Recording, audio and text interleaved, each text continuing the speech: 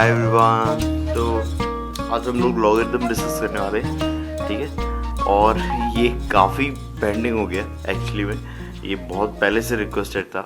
तो मैंने सोचा यार इसको तो फटाफट अब ख़त्म करते हैं, नहीं तो ऐसे तो ये छूटते ही जाएगा, है ना। ऑलमोस्ट अभी जुलाई हो गई है, तो सोचा इसको स्टार्ट करें। बिल्कुल बेसिक से स्टार्ट करेंगे, है ना। ये अजीब सा टॉपिक लगता है जनरली बच्चों को, ये एकदम से क्या आ गया लॉगरिदम, है ना। क्या चल रहा है इसमें, एडिशन मल्टीप्लिकेशन और पता नहीं क्या क्या, है ना।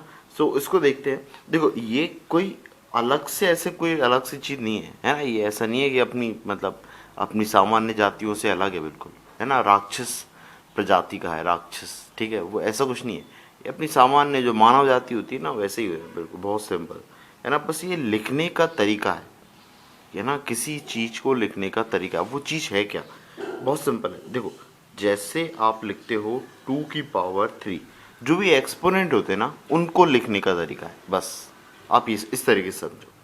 तो जैसे क्या है कि भाई मैंने लिखा 2 की पावर 3 और इसका आंसर 3 की पावर 4 और इसका आंसर, है ना। 4 की पावर 3 और इसका आंसर। अब 2 की पावर 3 है तो यहाँ पे क्या नंबर आना चाहिए, यहाँ पे क्या नंबर आना चाहिए 8, या 3 की पावर 4 है तो यहाँ पे क्या नंबर आना चाहिए 81। 4 की पावर 3 तो यहाँ पे क्या आना चाहिए 64, ठीक है। अब सेम अभी क्या था 2 की पावर 3, 3 की पावर 4, 4 की पावर 3 की वन था। यही सेम चीज ऐसे आ जाए कि 2 की ऐसी क्या पावर लूं कि 8 आ जाए, तो यहाँ पे बॉक्स बनाए। 3 की ऐसी क्या पावर लूं कि 81 आ जाए, और 4 की ऐसी क्या पावर लूं कि यहाँ पे 64 आ जाए, ठीक है। तो यहाँ पे क्या नंबर आएगा 3, यहाँ पे क्या नंबर आएगा 4, यहाँ पे क्या नंबर आएगा 3, ठीक है। आया समझ में। तो इसे लिखने का तरीका है, जब इस तरीके से लिखा हो तो हम इसको बोलते हैं एक्सपोनेंट फॉर्म, और ये वाला जब फॉर्म आता है तो इसको बोलते हैं लॉग वाला फॉर्म, लॉगरिदम वाला फॉर्म, ठीक है। लिखने के तरीके में अंतर है, ठीक है। अब जैसे ये नंबर है तो इस नंबर को कैसा मैं ऐसा लिख सकता हूँ कि ये इसको मैं क्या मान लेता हूँ b, है ना। और इसको मैं क्या मान लेता हूँ, पावर को मान लेता हूँ a।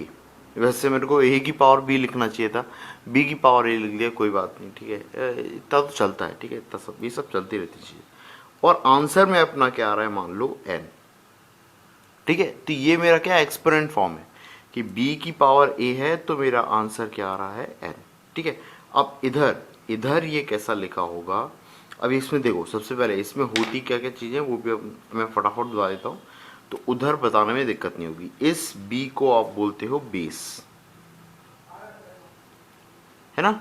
ये आपका नंबर, ये आपका सिंपल नंबर आंसर, है ना।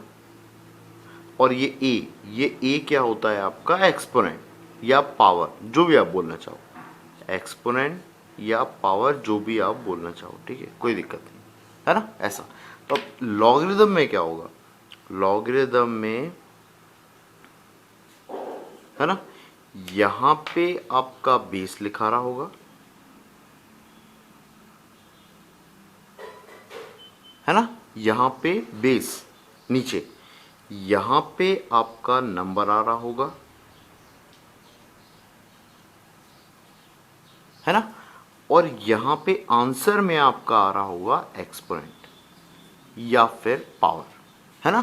कि भाई मैं कितनी एक्सपोनेंट लूँ, आंसर में क्या आना चाहिए डब्बा वाला, डब्बा क्या है एक्सपोनेंट है, तो आंसर आपका कितना आता है एक्सपोनेंट, है ना। आप मैं कितनी इसकी पावर लूँ, बेस की क्या पावर लूँ कि मेरा आंसर नंबर आ जाए, है ना। तो देखो ये तीनों नंबर्स क्या लिखा जाएंगे फटाफट देखो। भाई बेस कितना है 2 है ना। तो मैं क्या लिख लूँगा लॉग बेस में 2 है, आंसर में कितना आ रहा है 8, है ना। तो 2 की ऐसी क्या पावर रखूं कि आंसर 8 आ जाए, तो आंसर क्या था एक्सपोनेंट दैट इज 3। ऐसे ही सेकंड वाला देखूंगा तो लॉग बेस में क्या है 3, आंसर में क्या है 81, और मेरी एक्सपोनेंट कितनी है 4। ऐसे ही थर्ड वाला वो क्या होगा, इसका बेस कितना है 4, ये नंबर है 64 और आंसर में कितना है 3। ये जो सिंपली अपना क्या है रिप्रेजेंटेशन, ठीक है, ये ध्यान रहेगा। इसको बेस बोलते हैं, इसको नंबर बोलते हैं, इसको एक्सपोनेंट बोलते हैं, ठीक है। अब देखो एक और चीज़ मेरे को आपको सिखाना पड़ेगी, है ना। ये आपको थोड़ा सा फनी लग सकता है, पर बेटा ये सीखना थोड़ा सा ज़रूरी है, पता है, क्योंकि नहीं तो बच्चे बहुत परेशान करते हैं इस मामले में, है ना, वो अलग ही चलता है उनका। तो इसीलिए भाई आपकी कॉपी में है ना ऐसी लाइनें खिंची होती हैं, देखो ऐसी, है ना। तो अपन कैसा लिखते हैं, लॉग को कैसा लिखते हैं वो बताना चाह रहा हूँ, ठीक है ना। अभी इसमें भी आप लोग बोलोगे अरे सर क्या इतना ही बेवकूफ़ समझ रखा है क्या, तो इसमें आपकी गलती नहीं है, ये एक्चुअली पहली बार आप फील कर रहे हो ना, पहली बार इस चीज़ को देख रहे हो ना, तो ऐसा हो सकता है आप नहीं लिख पाओ, ठीक है। ये होता है ऐसा आप लिखते हो लॉग को, है ना, बेस 2 है तो ये 2 यहाँ पे आता है और 8 कहाँ पे आता है, यहाँ पे आता है ना, और इक्वल टू में क्या आता है 3, तो ऐसा लिखाता है, ठीक है ना। अभी क्या होता है ना, कई बच्चे ऐसे लिखते हैं इसको, इधर लिख के बताता हूँ, लॉग ये जो बेस 2 है ना उसको यहाँ पे लिख दिया और 8 को यहाँ पे लिख दिया और फिर इक्वल टू में 3 पता नहीं कहीं कहाँ जा रहा है, तो ये अजीब सा दिखता है। अब इसमें समझ में नहीं आता ना, आपने 2 की पावर 8 लिख रखा है क्या, ऐसा तो नहीं, ये तो गलत हो गया, ठीक है, तो ये गलत है, ये वाला सही है, तो इस चीज़ का ध्यान रखना, ठीक है। अब ये भी मेरे को ऐसा लगा बता देना चाहिए ऐसा, क्योंकि क्या होता है ना, फिर एक गलती शुरू में होती तो वो होती जाती है इसीलिए, ठीक है। ये बिल्कुल बेसिक है। अब इसी में देखो, इसी में अपन क्या देख रहे हैं, अपन ने क्या देखा कि जैसे ये लिखा हुआ है 2 की पावर 3 और कितना आंसर आया 8, है ना, और सेम इसको लॉग में लिखता हूं तो लॉग क्या होता है 2, 8 और 3, है ना। तो मैं क्या कर रहा हूं कि इधर वाला नंबर, इधर वाले नंबर की पावर 3 ले रहा हूं और इक्वल टू में क्या लिख रहा हूं 8। तो इसी को कन्वर्ट करके कैसा लिख सकता हूं 2 की पावर 3 इक्वल टू 8, जो यहाँ लिखा था, ठीक है। तो अपन बिल्कुल इसको जनरलाइज कर दो अगर, तो अपनी पहली प्रॉपर्टी निकल के आती है, बिल्कुल पहली प्रॉपर्टी क्या निकल के आती है कि अगर लॉग यहाँ बेस में b लिखा हो, ये n लिखा हो और इक्वल टू में a लिखा हो, तो इसी चीज को आप कैसे लिख सकते हो b की power a equal to n, है ना, कैसे लिख सकते हो b की power a equal to n, ठीक है। ये अपनी पहली प्रॉपर्टी, ये आप याद रखिए, ठीक है ना, थोड़ा सा इस चीज को ध्यान रखना, ठीक है। ये बिल्कुल बेसिक है। अब इसके बाद में धीरे धीरे करके अपन और भी चीजें डिस्कस करते चलते हैं, ठीक है ना। एक सेकेंड, इसको पेज को, हाँ, अब देखो इसी में क्या है एक चीज कि ये तो जो बेस होता है ना, बेस ये आपका नेगेटिव नहीं होता कभी भी, है ना। ये बेस हमेशा क्या होता है आपका पॉजिटिव, इवन ये जीरो भी नहीं होता। तो आप क्या करते हो, बेस हमेशा क्या लेके चलते हो ग्रेटर देन जीरो, बेस क्या लेके चलते हो ग्रेटर देन जीरो। इसका बहुत सिंपल सा रीज़न है, देखो अगर आपने बेस नेगेटिव ले लिया, मान लो आपने क्या लिया -2 ले लिया, मान लो आपने -2 लिया, ठीक है। अब -2 की पावर अगर आपने 2 रख दी तो आपको कैसे मिल रहे हैं, पॉजिटिव नंबर मिल रहे हैं। अगर आपने -2 की पावर ऑड रख दी तो आपको नेगेटिव नंबर मिल रहे हैं, ठीक है। अभी तक तो फिर भी सही था कि यार ये इवन ऑड हो रहा है और पॉजिटिव नेगेटिव जा रहा है, मेरे को कोई भी एक डायरेक्शन में नंबर तो मिल ही नहीं रहा है ना। अभी आप सोचो अगर मैं इसमें फ्रैक्शन में नंबर रख दूं तो फिर तो और दिक्कत आ जाएगी। अभी तो ये क्वेश्चन मार्क हो गया, रियल नंबर्स में आ ही नहीं रहे तो कॉम्प्लेक्स नंबर में चला गया। अभी और सोचो, अभी तो ये 0.5 रखा है, मैं कुछ ऐसा कुछ रख दूं 3.437185 ऐसा कुछ करके, फिर क्या करोगे, फिर तो मेरे को 2-4 क्वेश्चन मार्क लगाना पड़ेंगे, बता ही नहीं पाओगे, कैलकुलेटर भी एरर दे देगा, है ना। हो सकता है भाई दे दे, क्या भरोसा। अभी आपके घर पे सुपर कंप्यूटर हो तो बात अलग है ना, आप लाए हो उधार मांग के आईसीसी वालों से, बेंगलोर वालों से, तो बात अलग है। लेकिन अभी तो फिलहाल मैं नहीं बता सकता ना, ये दिक्कत हो जाएगी, तो मेरे से ही पूछोगे तो मैं ही मना कर दूंगा, ठीक है ना। तो इसलिए तो ऐसे केस में काफ़ी दिक्कत आएगी।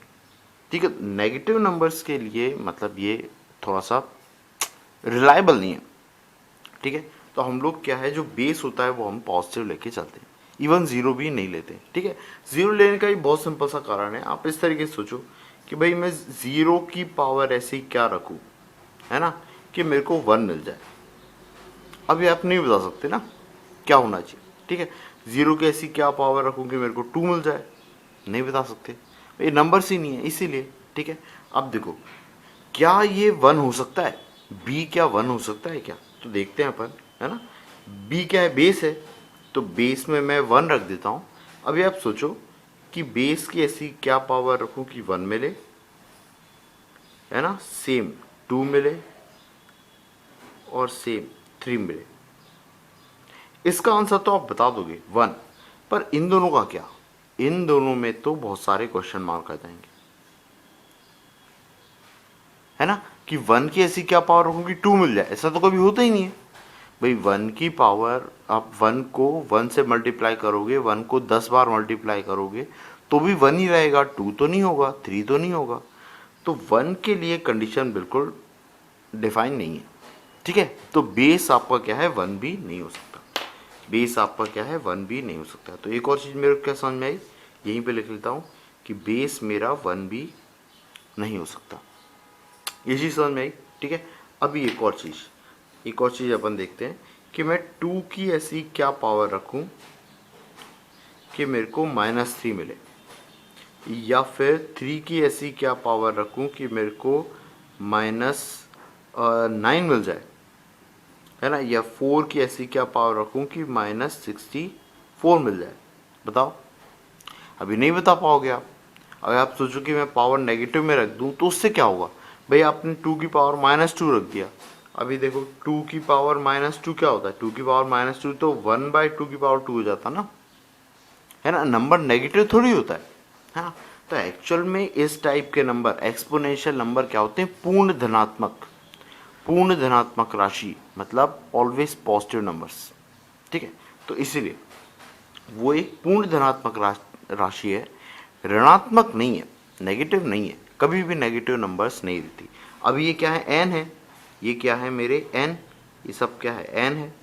भाई एन अपन डिक्लेयर करके चल रहे थे ना, एक नाम दिया था, एक आदमी है अपने पास में, है ना। सो एन, तो मेरे को क्या समझ में आया कि एन एन एन एन भी कभी नेगेटिव नहीं होता, एन मेरा क्या होता है, हमेशा पॉजिटिव, है ना। अच्छा, पॉजिटिव होता है, एन कभी जीरो हो सकता है क्या, एन कभी जीरो हो सकता है क्या, है ना। देखें अपन, है ना, तो देखते हैं अपन कि टू की मैं क्या देखता हूँ, टू की ऐसी क्या पावर रखूँ, टू की ऐसी क्या पावर रखूँ कि ज़ीरो आ जाए, थ्री की ऐसी क्या पावर रखूँ कि ज़ीरो आ जाए, फोर की ऐसी क्या पावर रखूँ कि ज़ीरो आ जाए। तो एक्चुअल में कोई पावर नहीं है, हाँ, लेकिन जो कुछ समझदार बच्चे होंगे, चतुर बच्चे, बहुत इंटेलिजेंट, जो 9वीं में पढ़ रहे हैं और खूब 11वीं 12वीं की अर्थमेटिक प्रोग्रेशन लगा रहे हैं और ऑर्थर एंजल कर रहे हैं, कुछ बच्चे होंगे ऐसे, है ना। तो वो बच्चे क्या बोलेंगे, वो बच्चे क्या सोचेंगे कि सर आप यहाँ पे है ना -∞ रख सकते हो, क्या रख सकते हो, -∞। तो टू की पावर -∞ ज़ीरो होता है। बेटा ये ज़ीरो होता नहीं है, ये अप्रोच करता है, मतलब ये कोशिश करता है ज़ीरो को पहुंचने की, इक्वल टू नहीं होता है। इक्वल टू क्यों नहीं होता है, क्योंकि इन्फानाइट एक्चुअल में नंबर है ही नहीं, कोई रियल नंबर है ही नहीं, ये बस एक सिंबल है। इन्फानाइट क्या है, ये एक सिंबल जो आपको बता रहा है टर्मिनेशन को, कि यहाँ तक मेरे नंबर लाइन रीच कर सकती है ना, पर एक्चुअल में ये कोई नंबर नहीं है, ये सिर्फ एक सिंबल है। तो सिंबल के कारण मैं ये सोच रहा हूँ कि ज़ीरो को अप्रोच करेगा, ज़ीरो के इक्वल नहीं होता है। हम लोग लिख देते हैं, कैलकुलेशन को ईजी बनाने के लिए ज़ीरो लिख देते हैं, लेकिन वो अप्रोच कर रहा होता है। ठीक है, ये बात ध्यान रखना थोड़ा सा। ठीक है, हाँ, सो अपन ने एन क्या देखा, एन भी आपका क्या होता है, ज़ीरो और ज़ीरो से बड़ा होता है। ठीक है, सॉरी, ज़ीरो से बड़ा होता है। अपन ने एक ये रिज़ल्ट देख लिया है, ये देख लिया है और ये देख लिया है। ठीक है, अभी एक और चीज़ सोचो थोड़ा सा कि मेरा n1 कब होगा, एंड 1 के लिए भी देख लेते हैं अपन, ठीक है। हाँ, तो अब देखते हैं अपन वही 1 वाला केस। तो ये ऐसा कुछ है कि 2 की ऐसी मैं क्या पावर लूँ कि मेरा कितना आ जाए, 1 आ जाए। सेम 3 की ऐसी क्या पावर लूँ कि 1 आ जाए, या सेम 4 की ऐसी क्या पावर लूँ कि 1 आ जाए, ठीक है। तो आप फटाफट बता दोगे भाई, ये 0 हो, ये 0 हो, ये 0 हो। 2 की पावर 0 कितना होता है, 1। 3 की पावर 0 ही 1। 4 की पावर 0 भी कितना, 1, है ना। तो इसको आप ऐसा ले सकते हो भाई, ये क्या है, बेस है। 2 क्या है, बेस। तो बेस में 2, और यहाँ पे आता है नंबर ये 1, और आंसर में कितना, 0। सेम इसको लिखूंगा तो बेस में 3, यहाँ पे 1 और यहाँ पे 0। सेम यहाँ पे भी 4, 1 और 0। तो इससे मेरे को क्या समझ में आ रहा है कि ये जो है बेस मेरा कुछ भी हो, 2, 3, 4, 5 कुछ भी हो, नंबर की प्लेस पे अगर 1 लिखा हुआ है तो आंसर में कितना आता है, 0। नंबर की प्लेस पे 1 लिखा हो तो आंसर में कितना आता है, 0, ठीक है। सो आप क्या ले सकते हो, बेस में अगर बी लिखा हुआ है ना, और नंबर में क्या आ रहा है मेरा, 1, तो इसका आंसर कितना आ जाता है, 0। तो एक ये भी मेरी एक प्रॉपर्टी होती है ना, कि अगर 1 है, log 1 बेस में बी हो, है ना, इक्वल टू ये कितना आता है, 0, ठीक है ना। अब इसको पढ़ते कैसे हैं अपन, है ना, log 1 to the base b. इसको पढ़ने का तरीका क्या होता है, log 1 to the base b, log 1 to the base b, ये इसका पढ़ने का तरीका होता है ना, प्रोनाउंसिएशन, ठीक है। अब ऐसे ही सेम मैं, है ना, थोड़ा सा सोचता हूँ कि कुछ एक और एग्जांपल लेके बताता हूँ। जैसे कि मैं ऐसा लिखता हूँ, 2 की ऐसी क्या पावर लूँ कि मेरा 2 आ जाए।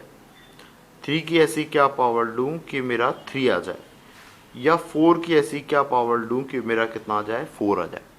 तो आप देखो, आप सिंपली आंसर कर सकते हो कि पावर में अगर 1 1 1 ले लूँ तो ये क्या आ जाते हैं, मेरे नंबर सेम आ जाते हैं, है ना। अभी देखो लॉग में क्या लिखा हुआ है, लॉग में यहाँ पे बेस में 2 लिखा है, ये नंबर है तो यहाँ पे भी 2 लिखा है, तो ये कितना आ रहा है, 1। मतलब कि बेस और नंबर अगर मेरे सेम है तो आंसर कितना आ जाता है, 1। 4 4 तो 1। तो आपकी प्रॉपर्टी भी क्या बन गई ऐसी कि भाई लॉग में अगर यहाँ पे बेस में बी लिखा हुआ है और नंबर की जगह पे भी बी लिखा हुआ है तो आंसर कितना आ जाता है, 1। ठीक है, आया समझ में, है ना। तो इस चीज को आप लोग बहुत यूज करो, बहुत काम आएगी ये चीज, है ना। क्यों, क्या होगा ना, हम लोग इस चीज को ये लिख सकते हैं, लेकिन और एक खास बात है, अगर आप मन की आंखों से देख पा रहे हो, ठीक है, तो 1 को भी मैं ये लिख सकता हूँ ना। क्या हुआ, लॉग के एक एक्सप्रेशन में कहीं पे भी लॉग का एक्सप्रेशन है और साथ में लिखा आ गया 1, तो आप क्या करोगे, वो 1 को रिप्लेस कर दोगे log b base p, log b to the base p, है ना।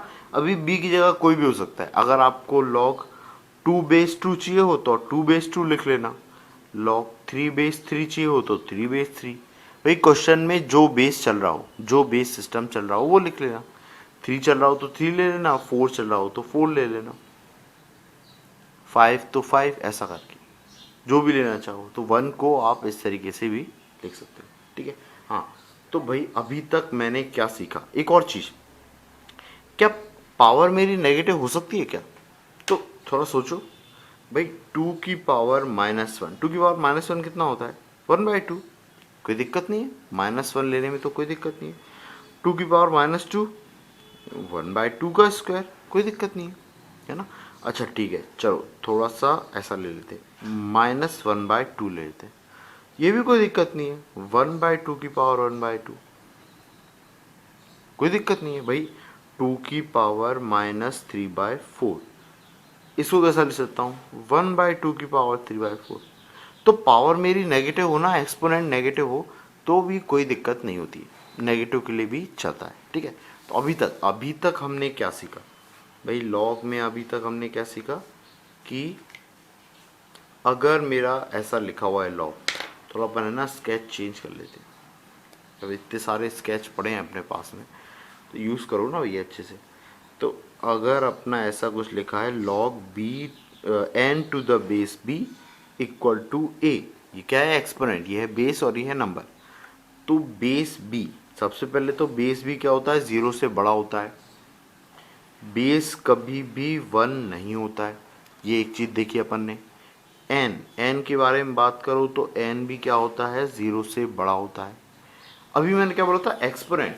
तो एक्सपोनेंट नेगेटिव भी हो रहा है और पॉजिटिव भी हो रहा है ना? और एक्सपोनेंट 0 भी हो रहा था अपना, एक्सपोनेंट 0 भी, आंसर 0 भी आ रहा था अपना। जब n की जगह 1 आ रहा था तब मेरा a 0 भी आ रहा था। तो a के साथ कोई बाउंडेशन नहीं है। a मेरा पूरा रियल नंबर को बिलोंग कर सकता है ना? a रियल नंबर कुछ भी हो सकता है ना? Minus infinite two plus infinite तक, ये ऐसा करके, है ना?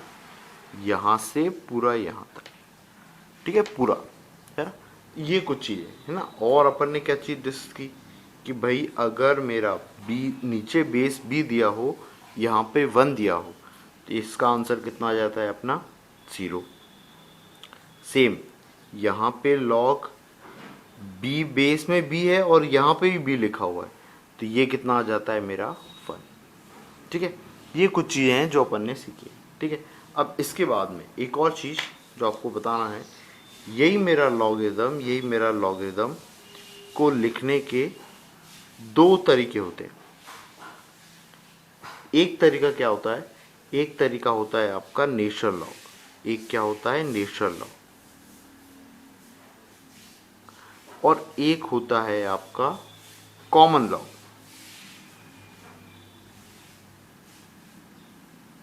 है।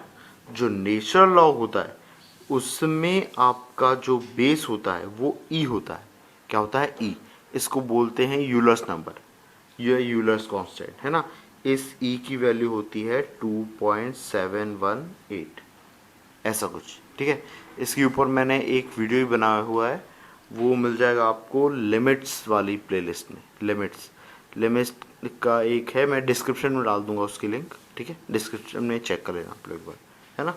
तो वो 2.718 वो वाली है कि मतलब एक इंटरेस्टिंग एग्जाम्पल करके है, उसका नाम, लेक्चर का नाम।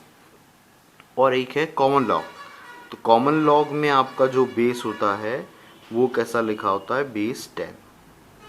इसका बेस कितना होता है? 10, ठीक है। अब इसको लिखने का तरीका होता है ln n। इस log to the base e को लिखते हैं ln। और इसमें क्या होता है? आप बेस को कुछ भी नहीं लिखते हो, मतलब अगर आपको बेस में कुछ नहीं लिखा दिख रहा है, इसका मतलब आप लोग क्या मान लोगे कि वहाँ पे क्या है? बाय डिफ़ॉल्ट 10 है। बाय डिफ़ॉल्ट क्या है? 10, ठीक है ना। और अगर कुछ नहीं लिखा है, ln लिखा है, मतलब क्या है? Base e। थोड़ा सा इस चीज़ को ध्यान रखना, ठीक है ना, है ना। तो अभी log e to the base e to the base e कितना हो जाएगा? 1। भाई बेस और वो नंबर सेम है, ठीक है, इस तरीके से। तो ये अपनी क्या है? बिल्कुल बेसिक अंडरस्टैंडिंग है। अब इसके बाद वाले लेक्चर में अपन प्रॉपर्टीज़ डिस्कस करेंगे, बिल्कुल बाकायदा सिस्टमेटिक प्रॉपर्टीज़, थोड़ा बहुत डेरिवेशन, और फिर उसके बाद से प्रॉब्लम्स, बेसिक टू अच्छे वाले, है ना, ठीक है। तब तक के लिए जय हिंद।